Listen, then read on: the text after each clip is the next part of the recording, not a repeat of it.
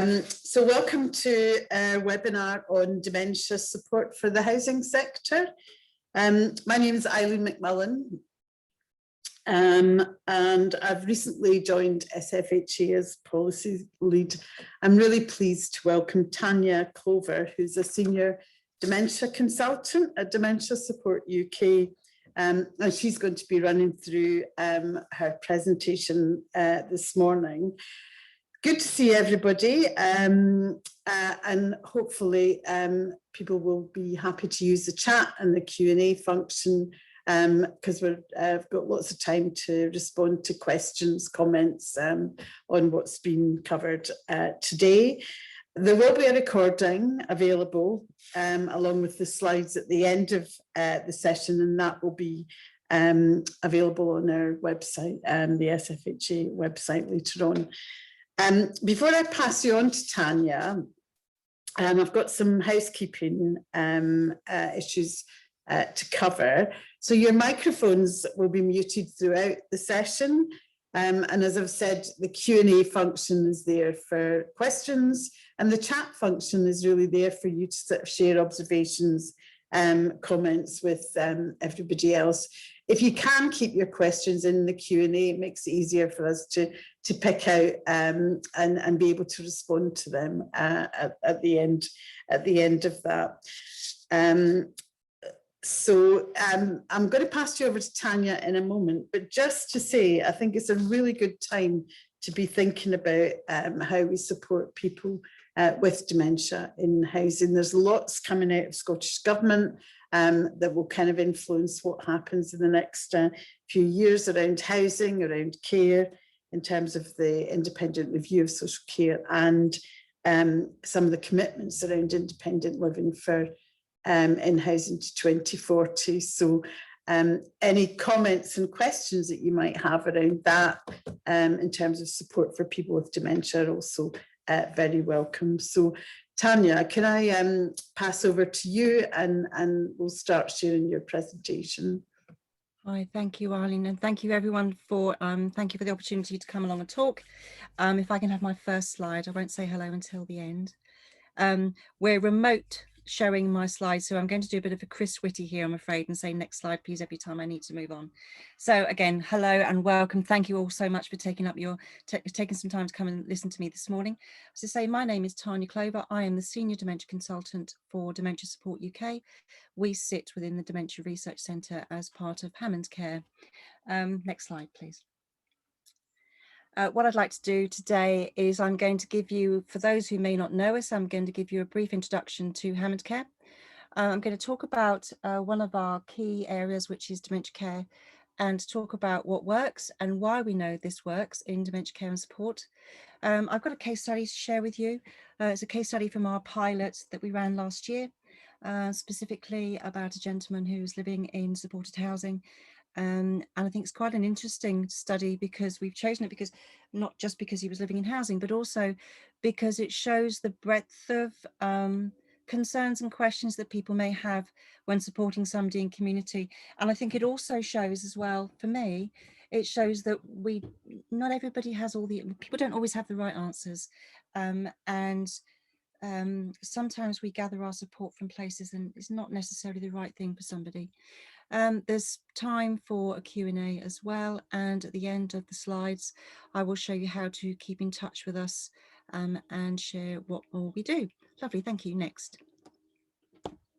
Okay, so Hammond Care, we are based on relationships and stories. We are storytellers and story dwellers in all that we do.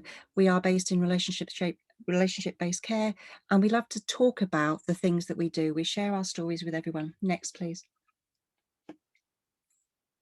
This gives you a little bit of an overview of some of the work that we do. Hammond Care is a Christian-based charity.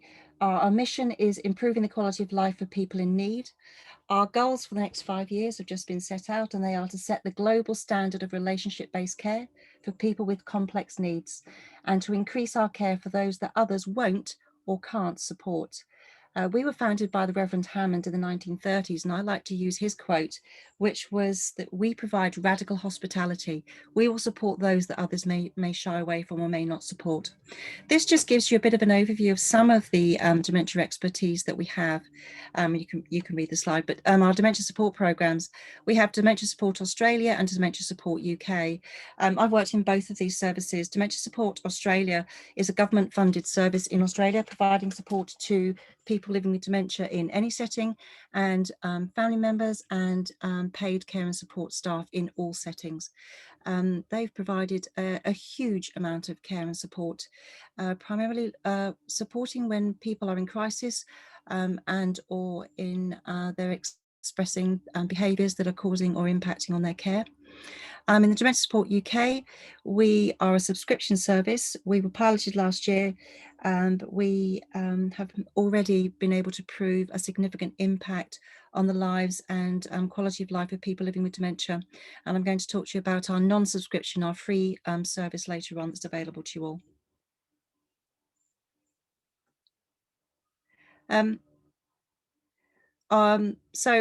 So I'm just reading the rest there. We also are involved in our specialist dementia care program. We have I suppose in the UK you would call it, in England you would call it continuing care units. In Scotland it's your complex care. We provide the gatekeeping into those services and also provide those services as well in Australia. We're involved in research and evaluation. We've been really pleased to be involved in the evaluation of the Dementia Dog Service and also the Dementia Friendly Communities from the Life Changes Trust. And we also do a great deal of work on enabling and design as well. Next slide, please. I think it's easier this way if we just carry on. Thank you. We walk the walk. In Australia, we provide domiciliary care, so care at home, also palliative care. We have homely care in our 12 care villages. We have a household model in our care villages. We also have hospitals, palliative care centres, rehabilitation centres. And as I said, Dementia Support Australia and Dementia Support UK, we sit in the Dementia Centre as part of the research team. Next slide, please. I'm very proud to be part of a team that provides care at Darlinghurst. Darlinghurst is quite a new service. It launched last year. It's grant and donation funded. It's a service that provides complex care to people who are homeless or at risk of homelessness, specifically people living with dementia who are homeless in the inner Sydney area as well. And some of the stories coming out of Darlinghurst are really quite amazing. How, because we all know, don't we, that people who are homeless or have unstable housing, quite often their access in and out of hospital care services is just a revolving door, isn't it? They go in and get treated for one thing, then they're back out on the street again, then they go back in and get treated for another thing. Whereas what Darlinghurst is looking to do is provide care to the whole person as well, which is what we do. Next, please. Which brings us back to the people that we support. So not only do we provide support to people living with dementia, a lot of our work is informed by and written by people who live with dementia as well. On our open access site, which I'll show you links to later on, you can download this information. So a couple of pieces of information here that I really like. I share these tools quite a bit, actually. Sean's story is really useful. Sean lives in one of our care villages in Sydney. He lives at Wollongong.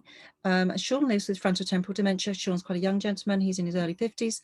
And he wrote this book with the support of a colleague of mine, Deborah, and it's about, you know, seeing me and supporting me and helping me to do the things that I need to do. Sean is quite vocal on social media and on Twitter. Do follow him. He likes to hear what's going on, though you need to be prepared to listen to the football stories because he's an avid football fan. Talking Sense, written by Agnes Houston, co-hosted by Julie Christie. I've shared this resource a huge amount with paid staff, unpaid staff, family carers, hospital staff, nursing teams across the board and across the world. We've now got it as a downloadable podcast as well, and I can show you where to get that, because, and we'll talk about it in my case study later on.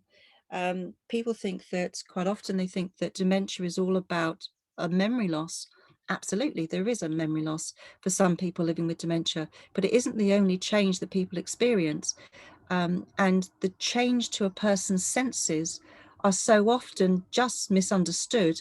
They're seen as, you know, or just missed altogether, or seen as just the dementia. Whereas in actual fact, there's a great deal we can do if we just stand back and take stock of what might actually be happening for somebody through their sensory pathways. Another key area of our work as well is design. And we've been very proud to host the design schools. Not only do we host design schools for professionals, we've also co-hosted design schools by and for people living with dementia as well, to make sense of their space and environment, because environment is everything for people. We also co-fund, we fund part-time the PA for dementia activist Agnes Houston, MBE, and we're very proud to work with her. She's an amazing force. Next slide, please. Okay, so dementia is part of what we do. It's part of who we are. It always has been within Hammond Care. So we want to talk about a little bit now. I'm going to talk about what works and how we know it works as well, because so many people will come and say to you, I know what to do. I'm not an expert by any stretch of the imagination. I'm somebody who manages, who's very lucky to work within a service where I can draw upon the expertise of others around the world. But we have got a grounding. We do walk the walk, and we do know, can share our experiences of what has worked. We know that dementia affects all of us in some way, either personally or professionally. I was looking at some statistics on Dementia Research UK the other day, and I think they were saying that at least there's hundreds of thousands of us have contact or know somebody who lives with dementia. So if it's not a family friend, a family member, it's a friend, a work colleague, so many people who live with dementia today. We all have contact. It's a global issue, but it's an issue that impacts us all individually in a very, very personal way. Tom Kitwood, a very long time ago, said that once you've met one person living with dementia, well, you've really just met one person living with dementia. Next slide, please. Okay. In the work that we do, both in DSA, in Dementia Support UK, and also in our research and evaluation, we look at a broad stream. We're always looking to identify and work to resolve behaviours and psychological symptoms of dementia. And in evaluation, we're looking at pre-contact, intervention contact, and post-contact to look to see if what we do makes a difference. Now, whilst in our Australian service, we do have direct access to highly skilled psychiatrists and psychologists and prescribers as well. So we have medics who can prescribe. Our UK service is non-pharmacological. There is a huge amount of our Australian service as well that is non-pharmacological. We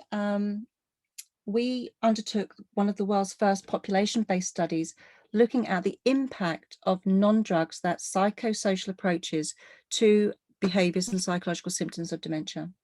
We looked at approximately 6,000 people living with dementia who all had what would be described by the measures that we used, but also by the carers around them as severe symptoms of dementia. So those severe agitation, severe aggression, a lot of delusional concerns, a lot of anxiety, wake sleep difficulties, losing weight, being very mobile, and termed by others as disruptive.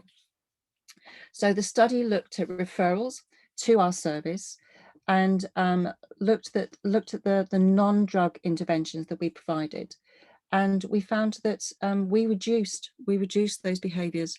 We reduced the behaviours, and we reduced the stress for the person and the distress for carers as well across the board.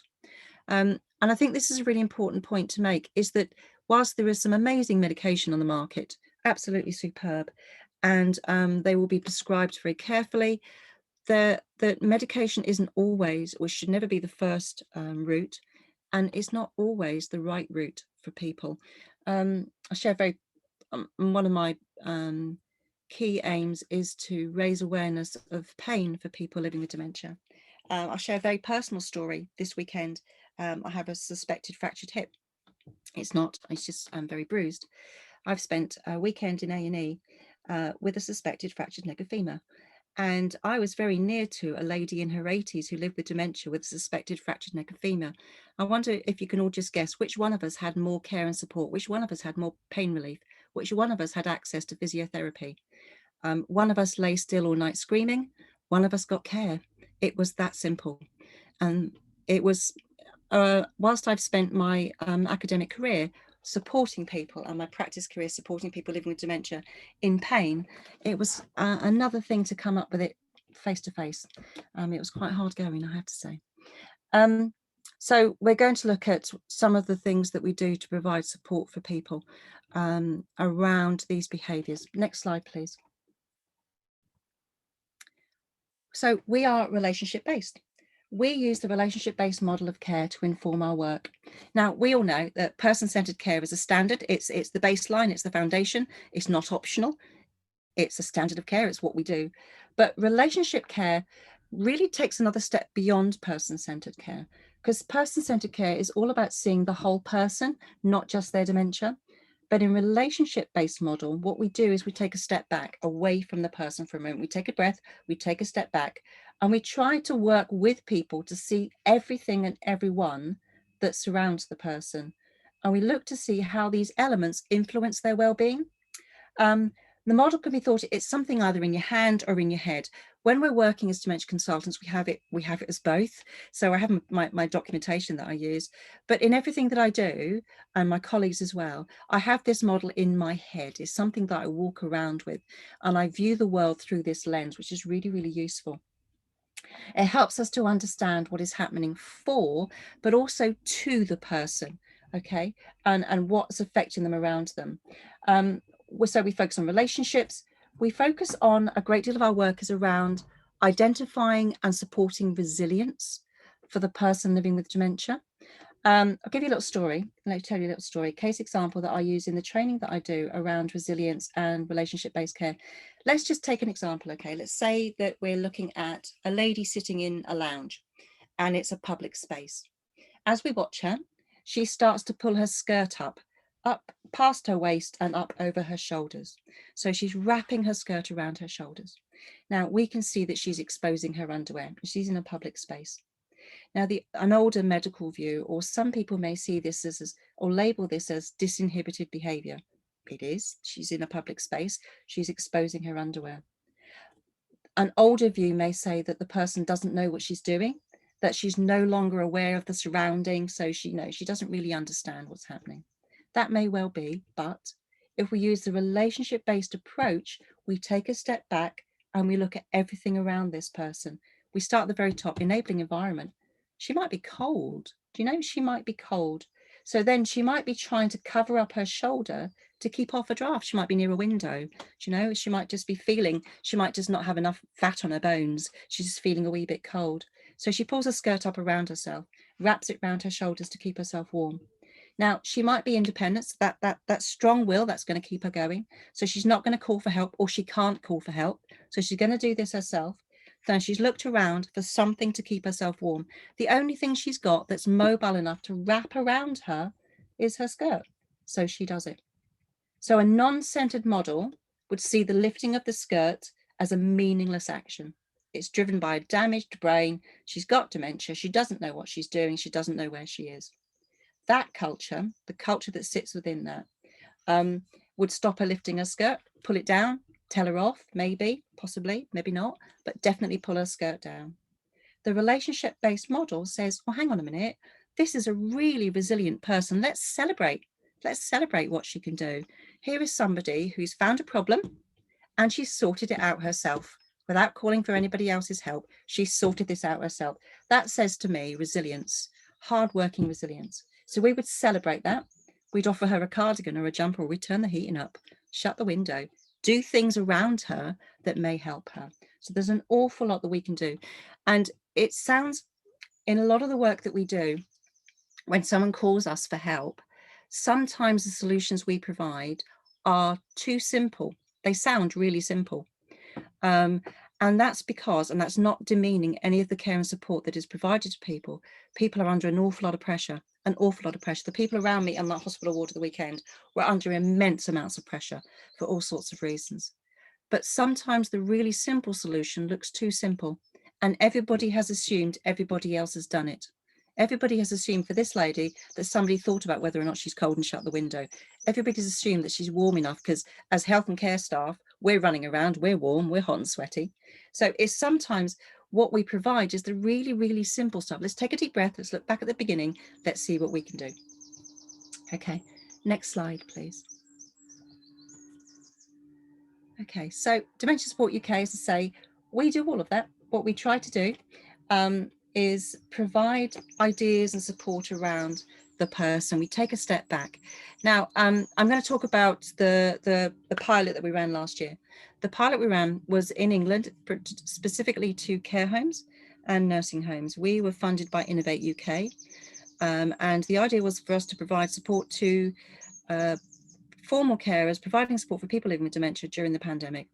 We were aware that we already know before the pandemic that there's over 50,000 unnecessary admissions to hospital for people living with dementia every year. We know that sometimes there can be inappropriate or unnecessary prescribing of antipsychotic medication. We can talk a little bit about that when we come to the case study as well. We know that sometimes carers are left in community for a very long period of time. So by the time the person comes to a care service, they've already been bounced around a number of services. They're already under stress and already under a great deal of distress and need further care. So we provided this support. We did an evaluation of the support that we gave. It's quite interesting to see that the work that we did in the UK for that short period of time very much mimicked a very large study that's been done in Australia, over 20,000 people. We found that 30% of our referrals, people were experiencing agitation. 21% of our referrals, people were experiencing aggression, both verbal and physical aggression. And 13% of our referrals, the person was experiencing high levels of anxiety.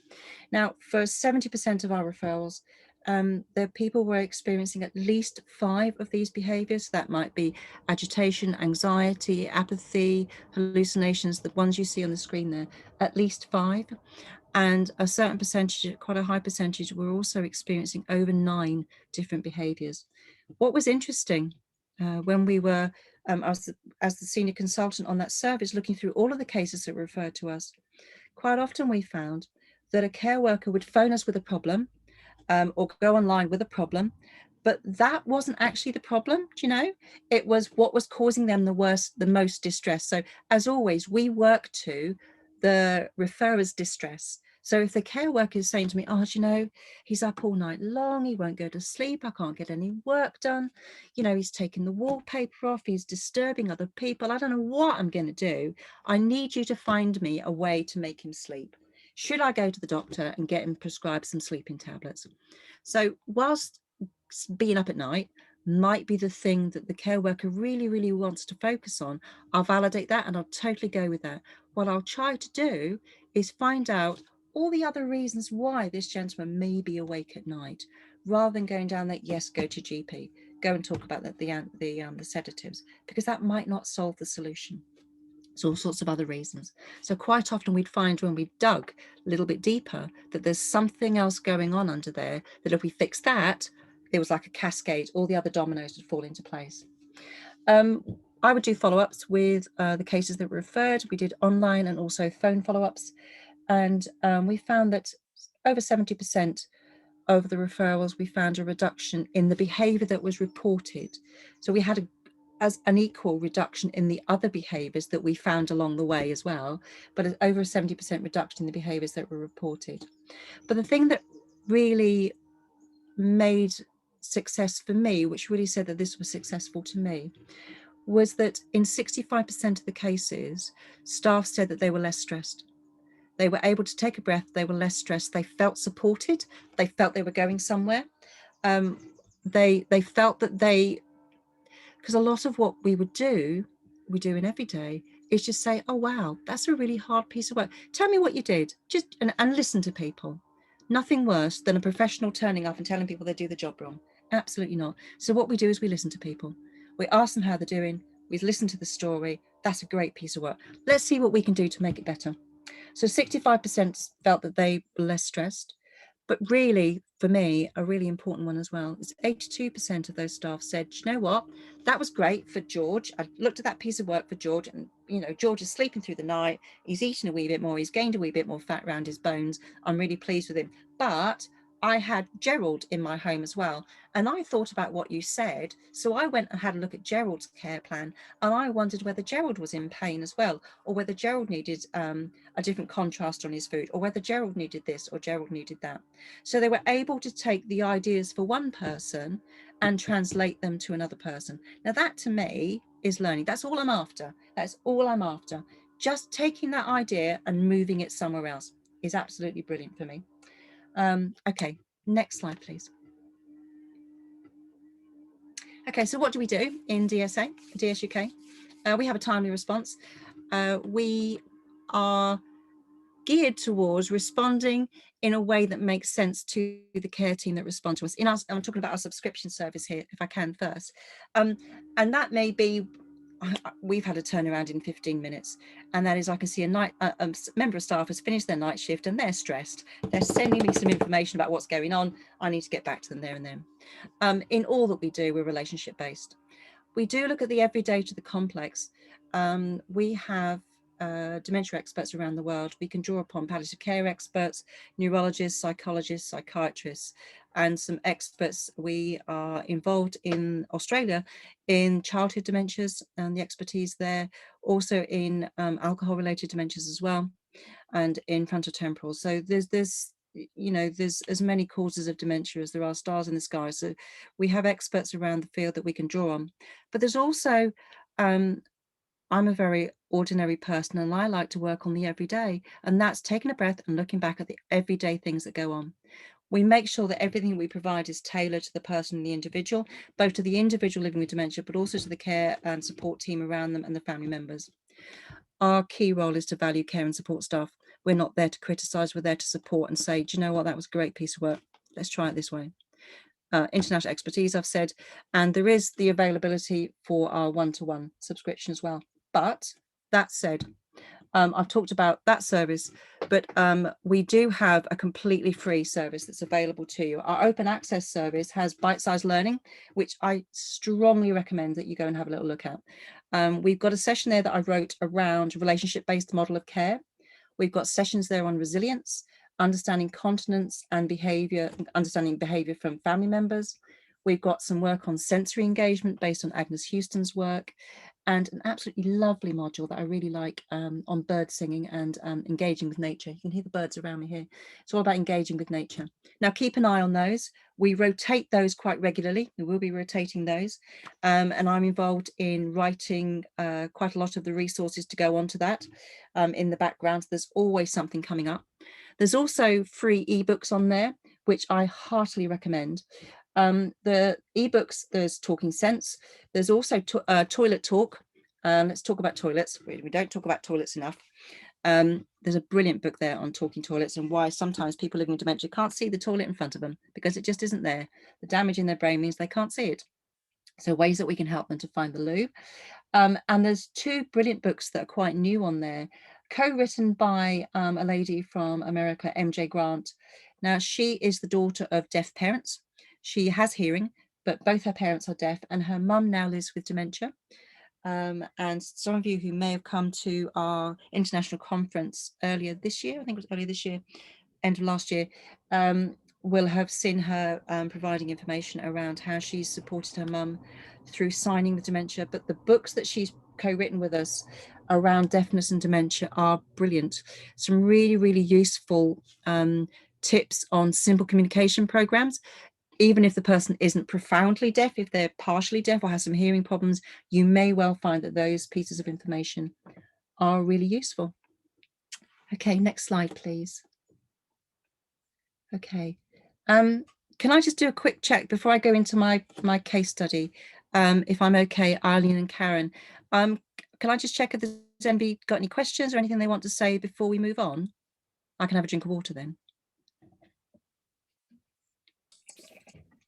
I don't see any questions at the moment, Tanya, but I'm hoping that there will be some coming through as you go through this section. I've got a couple of questions that I might come back to you on when we get towards the end of the session. But just a reminder for people, use the chat function, use the Q&A if there's stuff that you want to know or if there's something that you want to comment on. But thanks for the pause there. Not at all. I say getting me to talk isn't the problem, it's getting me to stop that is usually the problem. So I do always welcome any questions or people asking for context as well. Okay, so what I want to do is just share with you a brief case study of a gentleman that we supported in the pilot that we ran. So if I can go on to the next slide, please. Okay, Martin. I'd like to introduce you to Martin. Obviously, the name and the imagery has been changed to protect Martin's anonymity. But Martin was a fabulous gentleman who was referred to us. He was referred by his senior support worker, who's called Jenna. Martin lives in supported housing in a scheme. He lives in his own bungalow with care and support staff who provide 24-hour support, a small team of people who provide that support. Now, when Gemma phoned us, she was quite stressed. She was quite cross. She was quite stressed. She was having a bad day. She wasn't cross with Martin at all. You could tell from her conversation and her comment that she felt very fond of Martin. She was very close to him. She'd been supporting him for the 5 years that he'd lived in this current accommodation. She was a bit exasperated, not by Martin, but by some of the community around him and some of the paid professionals around him as well. The reason she phoned us was that she was at the end of her tether because he would pull his hair out. She said, he just pulls his hair out. I don't know what he does. He pulls his hair out and tries to eat his hair. You've got to stop. What can we do to stop him? She says, they've tried everything. She says that he now has bald patches on his head, but he also, he will bite his fingernails right down to the quick and sometimes make his fingernails bleed as well. So getting to know Martin and the team around him, we found that Martin has what's described as mild learning difficulties. Martin has been in supported accommodation of different forms all of his adult life. He has no family left now. Both his parents have deceased. His only family is a niece in the USA. She videos sometimes. Pandemic has made that harder for her as well because of her own home commitments, but she does video when she can. Martin now lives with Alzheimer's disease. That was formally diagnosed a number of years ago. He is a very, very gregarious young man. He loves to go out to the local village. He loves having a pint. Well, before lockdown, he loved having a pint and a takeaway on the way home. He'd go to the Chinese and pick up a takeaway on the way back. He has a really good memory for the past. He can remember a lot of detail from his youth. What he is a bit hazy on, he doesn't have good recall sometimes with specifics. So he knows that he's worked, for example, in different jobs. Some of those jobs involve plants and gardens, but he couldn't always say exactly where they were or who he worked with. When he gets excited and or stressed, his speech can be a little bit muddled. His words can be a little bit jumbled up. And he knows that they're getting jumbled and he gets a bit cross with himself about that. But that has never stopped him saying hello to anybody he meets in the street. Now, Martin does receive formal support from a speech and language therapist and the community mental health team. Now, Jenna has gone with her team. She has gone to the psychiatrist about his behavior. The psychiatrist has said that it's just his dementia. It's what he does. There's nothing you can do about it. And staff are doing a good job. Just carry on. Jenna felt that there might be more, so she came to us. We were chatting away, and although the referral to us, the questions were about Martin pulling out his hair, we wanted to find out a little bit more about what was going on, really. We have a process of what's called triage and then consultation. Triage is the initial information gathering. So we sit and listen. We have a series of questions that go through. We have a neuropsychiatric inventory. It's a score measure that we go through, but we don't do it as a tick list. We do it as in our heads, things that we want to talk about. Does he have, do you ever think he talks to people that you can't see? Does he seem to hear people that you can't see? Does he experience things that you can't put a finger on, don't know where they're? What's his sleep patterns like? Those sorts of things.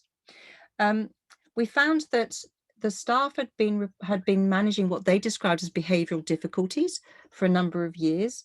They found it quite a challenge when he would shred paper any piece of paper he got a hold of, whether it was the rota or the takeaway menu, anything he'd get a hold of, he would appear to be calmed by shredding the paper. He would also, I phrased it as collecting and storing items that don't belong to him. Jenna phrased it as thieving anything he can get his hands on. So he would collect items as he goes past. If he sees it, he was a bit of a magpie. And if you said to him, oh, you know, Martin, that's not yours, he'd give it back very happily and smile and say thank you for lending. But he would always like, if he saw something he'd like it, he'd pick it up.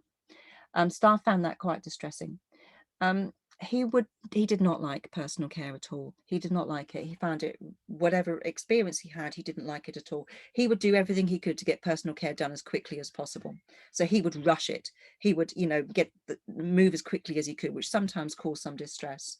He had very, very sensitive feet and could not tolerate having his socks on, his feet washed, anything like that.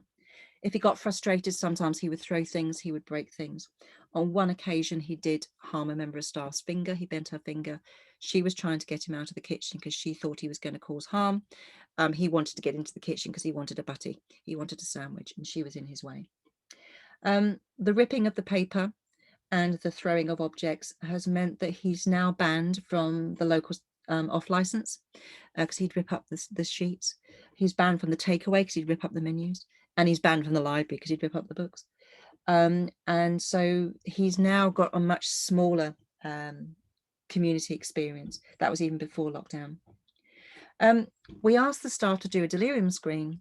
Now they said to me, oh no, we've done all of that, Tan, don't worry. We've checked his wee, he's not got a urinary tract infection, we've checked his poo, he's not constipated. I said, that's brilliant and great, I'm really pleased you've done that. But we also need to look at a wider process as well. So let's think about, I wonder if he's in any pain, and I wonder what his sleep pattern's like. So in the conversation, we found out that Martin had fallen over a couple of years ago and he had a broken hip. It's healed, but wet weather and too much moving, he can get a sore hip. It can bother him.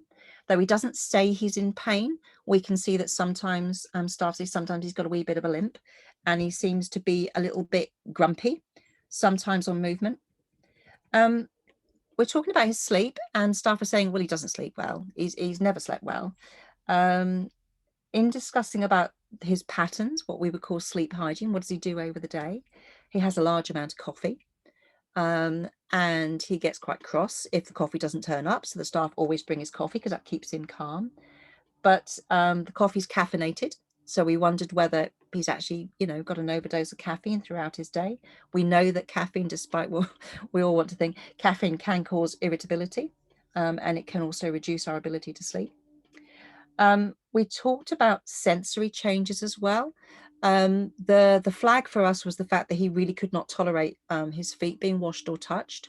Now, many of us have sensitive feet, but it's an interesting one on hypersensitivity. Something that isn't always known is that the changes to the brain, especially for somebody living with Alzheimer's disease, it can cause changes to sensitivity. So people can become what's called hypersensitive. So they can experience a sensation that you and I would not experience. And this can commonly happen in the hands, soles of the feet, also in the groin, and also around the mouth area. A common example, maybe you think about somebody who gets very distressed about personal care and washing. You and I may think that that flannel is really, really soft, or the shower water is really, really soft. For somebody with a hypersensitivity, it can feel like needles going through their skin, or that flannel can feel like, you know, a coal tar scrubbing brush going over their skin. And Martin may have been experiencing this, but didn't have the words or the capacity to understand the experience and share it with others. We also found, and this is common in, and certainly we saw a great deal more of this in lockdown. Martin had a very stable care team for years living in the space. But with the lockdown, with the pandemic, that care team had changed. Not everybody was able to provide the care and support to Martin. People were shielding. So we had a rapid change of staff. Now, staff were supportive, staff were brilliant, but they didn't know some of those nuanced things. For example, they didn't know the things that were important to Martin. They knew what was important for Martin, to have his medication, to exercise, to eat well. But the things that were important to him was he likes to sing hymns. He gets bored if he's on his own. He likes to talk to people. And wanting to talk to people in pandemic was not something that was supported. It was very, very difficult. So those tiny little nuances of care were sometimes lost. So whilst pain and agitation, we were thinking might have brought on his poor sleep, sleep may also be a trigger for his agitation and frustration. So sleep is a very difficult one. It can be an outcome of delirium. It can be a cause of delirium as well. We wondered as well, this is the ordinary to the extraordinary. Pulling of hair, some of you may have seen this before. There is quite a rare psychological condition called trichotillomania. I can never pronounce it. I have to pronounce it very slowly. Trichotillomania, that's it. Which is the obsessive compulsive disorder where somebody will pull their hair out, pull their eyebrows out, pull any hair out. Now, my consultants were thinking, oh, I wonder if, so we were talking around the world, asking about if people had experience of this, what we can do about this. But we were also just, hang on, let's put the brakes on this. It may be that he has this rare condition, but you know what? We've identified a gentleman who's in pain, who's not sleeping, who's having a lot of caffeine, who has not got access to his community team the way he used to have. He, he's restricted from communicating the way that he was. I wonder if there are other things going on, and his hair pulling, just like biting of his nails, which was the thing that made me wonder, may actually be an anxiety statement that Martin's anxious about all of these things and is just unable to actually express them. So we looked at his pain, we looked at his sleep. We use the Abbey Pain Scale. It's downloadable, it's free, it's accessible. Now, the thing about the Abbey scale is not so much the numbers. Obviously, the numbers tell you whether somebody might or might not be in pain. The real power of an Abbey Pain Scale is standing still and looking. Is actually going along and thinking, oh, I'm going to take the chance this person may be in pain. I'm going to go and look and see.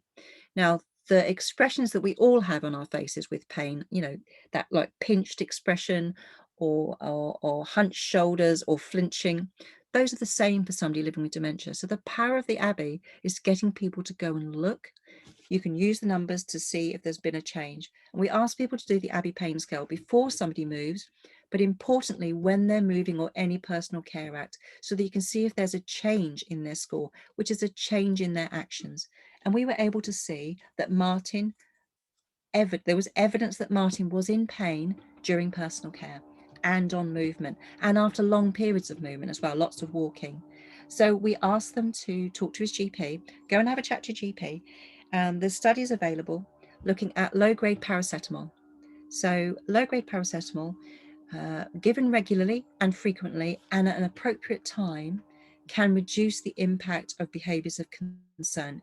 For Martin, it certainly worked. So what we asked them to talk to his GP about was thinking about giving the pain relief 30 to 40 minutes before his personal care in the morning, give the pain relief time to work, and then give it regularly throughout the day.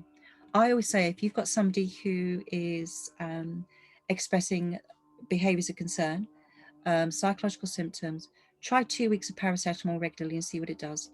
Clive Ballard did work in 2011 that's never been disproved. It's always been built on. Paracetamol rather than antipsychotics, it makes a difference. It really does make a difference.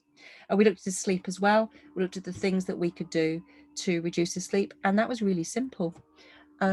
We did the simple thing of replacing his coffee with decaffeinated. And we also talked to the staff around the drivers for sleep. There are two drivers for sleep. One is a neurotransmitter, it's melatonin. And melatonin, but melatonin works to make us go to sleep, and light, certainly blue light, wakes us up. So we asked them to cut down his TV time, half an hour, 30 minutes before he goes to bed, and also cut down the amount of light that might be escaping into his bedroom overnight as well. And rather than give him, so he was already on lorazepam, which they weren't always giving, it's an antipsychotic. We suggested they talk to the GP about how could the GP think about giving maybe a melatonin alternative. So he started on melatonin and stopped his lorazepam, and he sleeps. He goes to sleep. No caffeine, no lorazepam, on his melatonin, and the staff just cut down his TV time at night time. Now, because he sleeps better and because he's in less pain, he's more engaged in the daytime. He still likes to rip his paper. So rather than stop him, what we say to staff is give him paper. There's loads of spare paper around. There's loads of paper that you want shredding. Let him shred it. Absolutely fine. You know, go into the community and get people to share the paper they don't want anymore. And there is something in that motion and movement of the paper that Martin finds therapeutic and relaxing. But now, because he's in less pain, he's less stressed, he's able to go into community. He's also more directable onto other things that might have meaning for him as well. So that was Martin. Spoke to him and his care team after the recommendations. And again, the thing for me, Martin's much more relaxed. He's able to sleep. He's able to move more. He's got friends. Thank you. And the thing for me as well was that Jenna said that the conversations proved to her that she knew what she was doing. She knew him. She knew it wasn't the dementia. She knew there was other things that she could do. And again, she's able to take those to other people. The last slide, please. Next slide, please. Next slide, please. What I'll do is I'll leave it on that before we go to questions and comments. So dementiasupportuk.org. Have a look on our website. There are free accessible resources there. As I said, they rotate regularly, the bite-sized learning. Please do go and have a look. Follow us on Dementia Support UK. The mobile number is there as well if you need to contact us, and you can email us as well if there's any questions or comments you want to take after this. And I'm open to questions. Thank you for your time.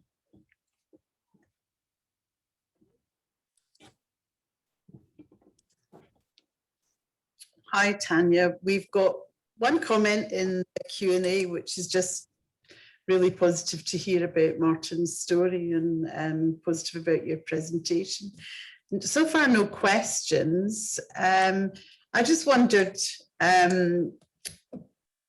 while we're waiting for some more questions to come in, one of the things that you mentioned quite early on in your presentation was about design and the importance of design around people with dementia. So SFHA has done some work around inclusive design, which is really about trying to make sure people can live independently at home for as long as possible for everybody, including people with dementia. And it's been picked up by the Scottish Government in their Housing to 2040 commitments. I just wondered if there's anything that you could tell us about what your research has found around what works for people with dementia. And it's not just about the actual house, it's about the communities that people live in. Yeah, absolutely.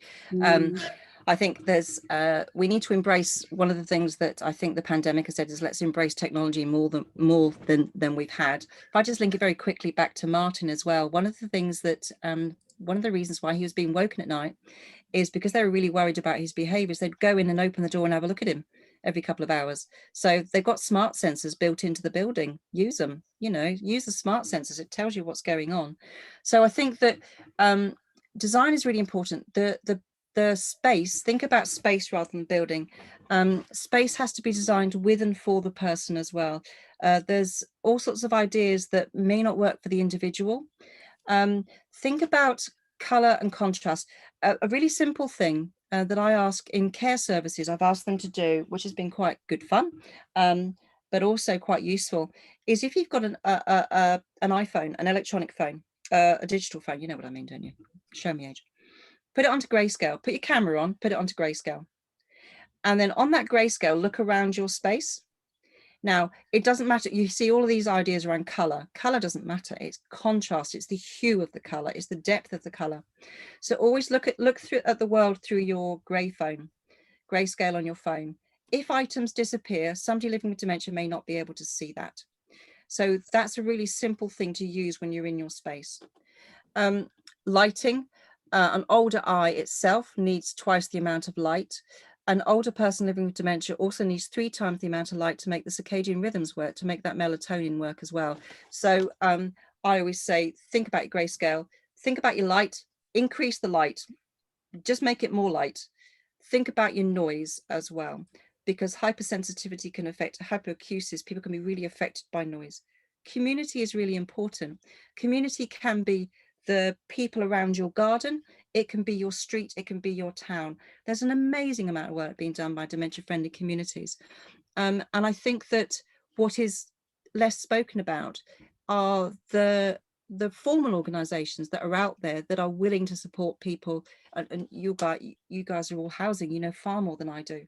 Willing to support people in community. Just reach out and ask. Schools are willing to support, the fire brigade are willing to support. There's amazing amounts of work that's done.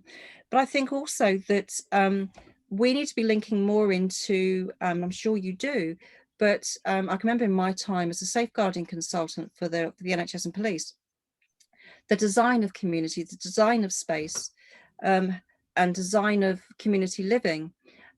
What works for dementia care works for everybody who may be at risk or vulnerable, works for everybody in community. So more lighting, more open space, no dog legs where people can get lost as they walk through spaces, open access to exercise, open access to nature as well. I think really important. I can send some links through. Design is not my field, as you can see. I can send some links through for some of the work that has been done by, but followed through by Dr. Christie, and also through our work in Australia as well on design.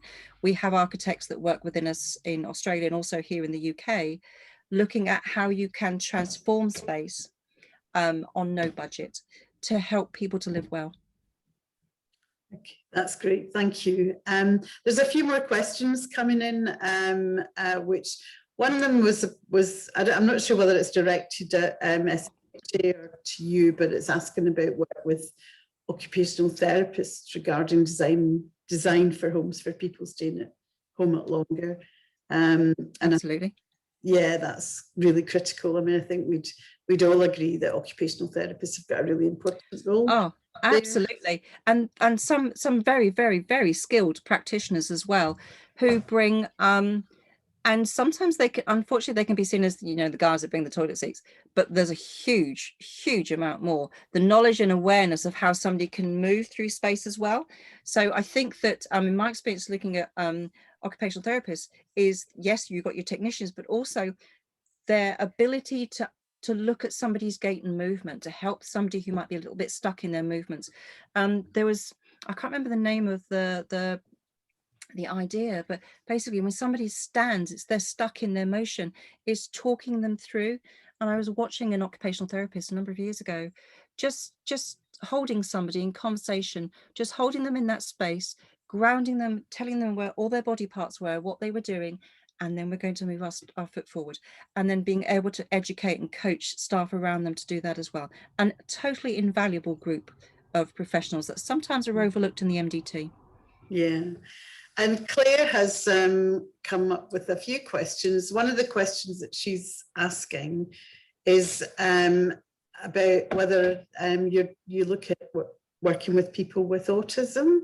I think some of the issues and some of the behaviours and challenges are often quite similar. Yep. And she's just interested to know if you've researched any of those similarities and done any work around that area. Not in the UK, in our international team. I may be able to dig back into my Australian team as well. I think we have, I can think of some things that might have happened. I don't want to say directly, but I will go back and look out and send over. And I think you're absolutely right. There is neurological change. There is neurological change. There isn't that neurological change has happened from birth or maybe from a very young age, but there is neurological change. And this is why I say in all that we do, design work, in planning, good design is not about funky lights and good carpets. Good design is a human rights issue. Good design means that people can live well. And if we design well, we have everybody, communities open to everybody, you know, everybody is accessible to everybody. We think about lights and we think about how too much noise can cause harm for all of us, but for somebody living with autism, absolutely. But I will actually make a point, Eileen, of digging back into my team and asking that question specifically, because I'm absolutely sure I'll have someone that will say, oh yes, here's a paper. Share. Yeah, but I think you're right that a lot of good design actually works for most people, not good just design is human rights. It's a right issue. Yeah. Everybody has a right to community. Everybody has a right to access. Everybody has a right to care and support. And that care and support should be asset based. It should be community based. That's, you know, when Cameron talked about his big society, that's what he meant. That's what we think he meant. That's what I want him to mean anyway, that we're all there to help. But design is the stepping stone that helps us to do that. So a couple more here there's one here from G, I'm not sure what your first name is, G Shillingslow. Sorry if I didn't get that right. Again, thank you, thanking you for your informative information. Pleasure. I'm wondering if there's contact details for dementia referral support agencies within the Scottish borders and more training courses. We can have a look and maybe point people in that direction. But absolutely, Dementia Support UK is UK based. We are UK wide, so you can use our free resources wherever you are based. Absolutely. Dr. Julie Christie is based in Scotland. She's in Glasgow. We have links around in Northern Ireland. Also, I'm down in England. I have staff down in England as well.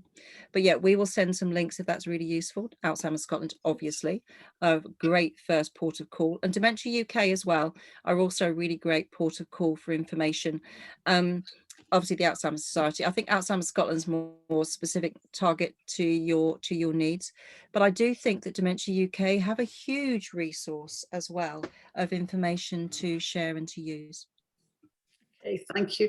And Claire, again, do you think we're afraid of using colour appropriately in the UK, given yes. that it's so important? Yes. Yes, the amount of people that tell me, oh, Tan, what you need is a red toilet seat. No, I don't. No, I don't. I need a toilet seat the person can see. So I've explained about colour. Mary Marshall, but the wonderful that she is, Professor Mary Marshall works with us.